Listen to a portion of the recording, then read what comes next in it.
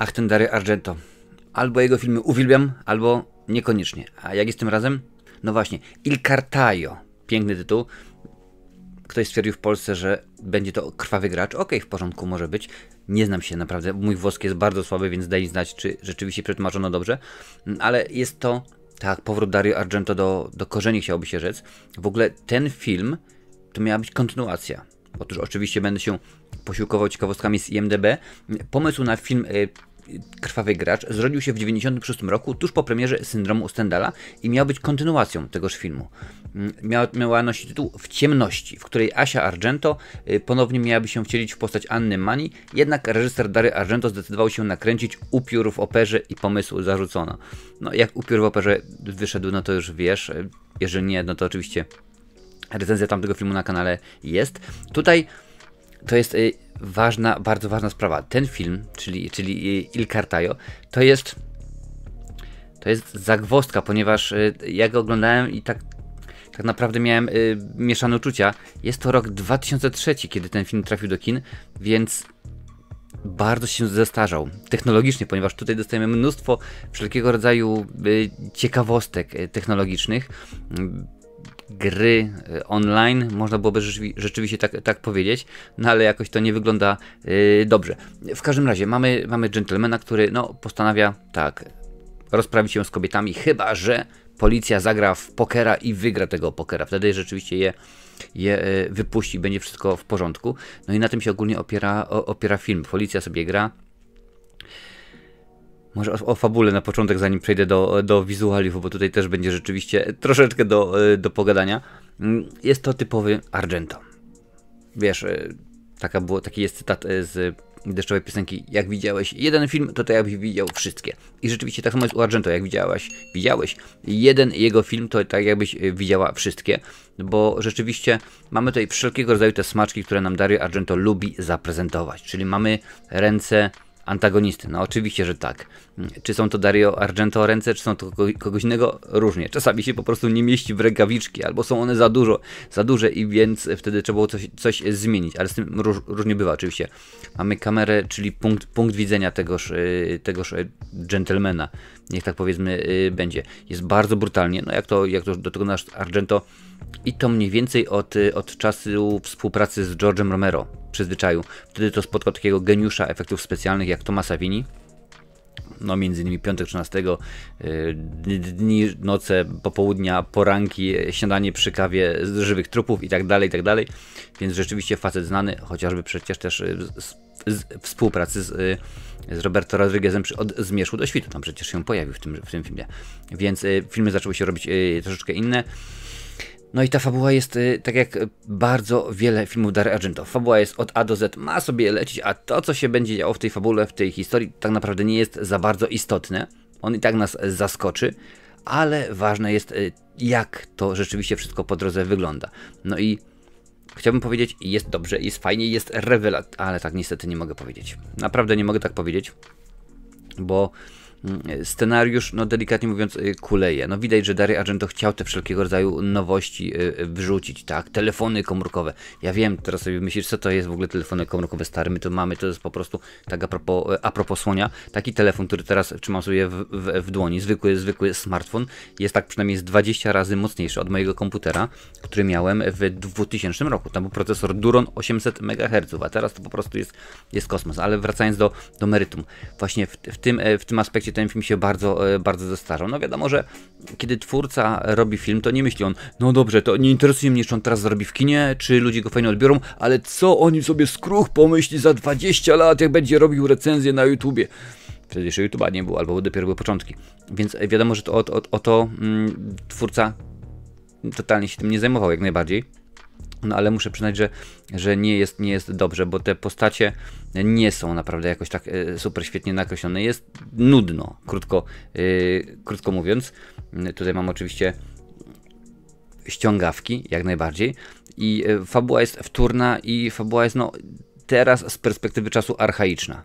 Bo rzeczywiście, może inaczej, na pewno to było czymś nowym, czymś ciekawym. Wystarczy chociażby przypomnieć takie klasyki jak Tron Disneya z lat 80., kiedy to po prostu wtedy to było coś pięknego. Pamiętam, jak to oglądałem w telewizji, a teraz to oglądamy i dajcie spokój. No i rzeczywiście tak jest z tym filmem, on się bardzo brzydko zestarzał. Argento daje nam te wszelkiego rodzaju swoje oczywiście motywy, bo musiało to się jak najbardziej pojawić, więc tutaj jest konsekwentny. Tutaj jego styl czuć jak najbardziej. Jest rzeczywiście pieczątka Dario Argento przybita i to mi się akurat w sumie najbardziej w tym filmie podoba, wiesz, że oglądam film, to jest tak samo jak z muzyką. Włączysz sobie płytę, proszę bardzo, aha, jak najbardziej to jest Carlos Santana, bo ma charakterystyczną gitarę.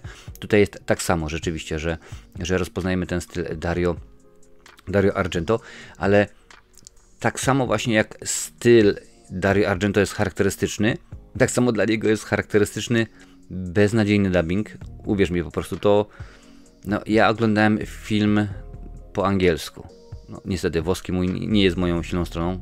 Powiedzmy, potrafię powiedzieć AC Milan i może pizza i to wszystko, i mam i tak zły akcent, ale ogólnie no ten dubbing, do tego się przyzwyczaiłem, to ma w pewien sposób swój urok. Rzeczywiście, że oglądam i to nie działa w ogóle. Masz postać, jakieś tam powiedzmy wyobrażenie o nim, o niej, no i to nie działa, wiesz, to totalnie nie działa. To tak jakbyś na przykład wziął w tym momencie Podbipiętę, granego przez Wiktora Zborowskiego i dał mu głos Adama Małysza. No to się nie klei, naprawdę to się nie klei. Nie ma takiej możliwości, żeby to rzeczywiście zagrało. Czasami się udaje, jak najbardziej, ale u Dario Argento to się nie udaje i chyba fakt, że aktorzy wiedzą, bo bardzo często na planach filmów Dario Argento nawet nie ma mikrofonów. Oni to nagrywali po prostu czasami bez mikrofonów, bo wiedzieli, że to będzie dubbingowane, więc nie ma znaczenia. Więcej powiem, oni grają, no i potem to jest dubbingowane na angielski, grają po angielsku, jest dubbingowane na angielski i potem jest dubbingowane na włoski również. Więc rzeczywiście to nie wygląda naprawdę dobrze, właściwie powinienem rzec, nie brzmi za dobrze, jest koszmarnie i tak jak mówiłem, to się przekłada na grę aktorów, bo oni wiedzą, że głosowo nie muszą siebie dać wszystkiego, tutaj nie musi być super, nie musi być rewelacyjnie, nie trzeba tych, ponieważ to i tak będzie później zdubbingowane, a czy aktor to dobrze zrobi, czy nie, no to już jest inna sprawa. No i nie zrobiono tutaj dobrej roboty, można byłoby rzec, tak się rzeczywiście akurat złożyło. Stefania Rocca, ona właśnie tutaj występuje jako Anna Marii. Dario Argento powiedział, że świetnie się z nią współpracowało, ponieważ rozumiała teorię filmu, można było sobie pogadać troszeczkę o Kuleszowie, o Dzidze, tak, Dzigga Wiertow, o innych rzeczywiście tuzach teorii filmu i nie było jak najbardziej problemu i to było coś pięknego, współpraca z nią, no ale sama zresztą aktorka ponoć 4 dni jeździła z policjantkami w Rzymie, żeby zobaczyć, jak wygląda praca policjantki, bo oczywiście w tęże tutaj się wciela, więc niby miało być w porządku, ale nie jest, naprawdę nie jest. Stefania Rocca, no nie dziwi mnie, nie dziwi mnie, że wielkiej kariery nie zrobiła. Nie jest to powiedzmy, nie jest to Sofia Loren, nie jest to Gina Lollobrigida, nie jest to naprawdę bardzo znana aktorka. Partneruje jej w roli policjanta ze Scotland Yardu, z Londynu, Irlandczyk Liam Cunningham, akurat tutaj w roli Johna Brennana. Nie był pierwszym wyborem do tej roli, pierwszym wyborem był Matthew Kassovitz. On akurat jak najbardziej podpisał już kontrakt, ale dostał propozycję, ażeby wyreżyserować taki film pod tytułem Gotika. Pewnie możesz kojarzyć Halle Berry, Penelope Cruz, a także Robert Downey Jr. No to w tym momencie, dziękuję bardzo, zrezygnował, no i tutaj zastąpiono Liama Cunninghama.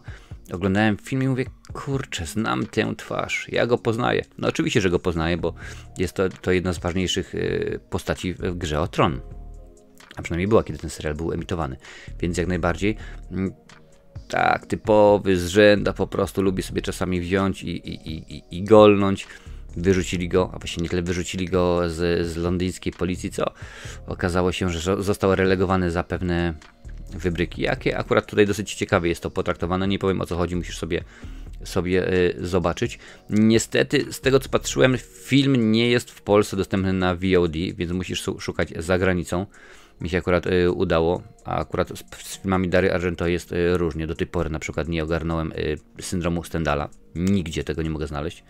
Więc jakoś to rzeczywiście tak wygląda, ale czy Liam Cunningham, który no w jakiś tam sposób się wpisuje w ten film, czy klimat Dario Argento, czy takie dziwne smaczki jak stepujący koroner, rozumiesz? Stepujący psychopatolog, czy jak tam się rzeczywiście facet w kostnicy, czy to rzeczywiście może sprawić, że to jest film godny polecenia? No nie, niestety to nie jest film godny polecenia, to jest jeden ze słabszych, nie najsłabszy, bo wydaje mi się, że najsłabszym filmem Dario Argento, który do tej pory widziałem, był Upiór w operze, po prostu totalne nieporozumienie, ale tutaj rozumiem zamysł, bo rzeczywiście przedstawiał nowości, no wiadomo, komputery wchodziły, gry online, no ale tutaj jest zbyt dużo składowych, które nie zadziałały, ażeby mogło być fajnie. Aktorsko jest słabo, w ogóle komendant, czy tam komisarz tego posterunku, no po prostu jest totalnie beznadziejny. Oprócz tego, że jest źle napisany, bo no też zaraz powiesz, a kim ty skruch jesteś, żeby mówić Dario Argento, że źle napisał scenariusz? No ja jestem najważniejszą osobą dla niego, to samo jak i ty, widzem, a akurat to my decydujemy, czy film się nam podoba, czy nie, na podstawie tego i tamtego. Więc rzeczywiście komisarz jest słaby, jest beznadziejny, zagrany jest jeszcze gorzej. W ogóle to chyba cechuje filmy Dario Argento, wiesz, taka tandeta.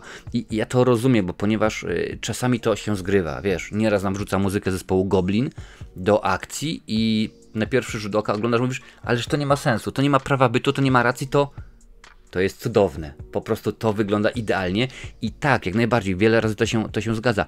Ale w tym przypadku w ogóle jest tutaj taka scena, kiedy na końcu wrzucają nam muzykę, powiedzmy ala, techno, coś takiego i tak mi się od razu przypomniały tak końcówka lat 90., bardziej początek lat 2000, kiedy to używało się programu do muzyki chyba Easy DJ 3, czy jakoś tak się nazywało. Napisz mi w ogóle w komentarzu, czy używałaś kiedyś takiego programu do tworzenia muzyki i to wyglądało bardzo źle, bardzo tandetnie, ale wtedy to był szczyt, można było powiedzieć, techniki. Takie oczywiście dla użytkownika takiego jak ja i ty, nie mówię tutaj o żadnych wytwórniach fonograficznych. Więc rzeczywiście film się bardzo brzydko zestarzał. Dario Argento niestety nie dowiózł. Bardzo mi przykro. Zarówno aktorsko, jak i pomysł ciekawy. Tak, jak najbardziej. Ale to nie wystarczy na to, ażeby powiedzieć, o, jak najbardziej. Ten film Dario Argento mi się podobał. Ale jestem ciekaw, bo na tej liście jest dużo więcej filmów Dario Argento i jestem ciekaw, które z nich tobie się spodobają.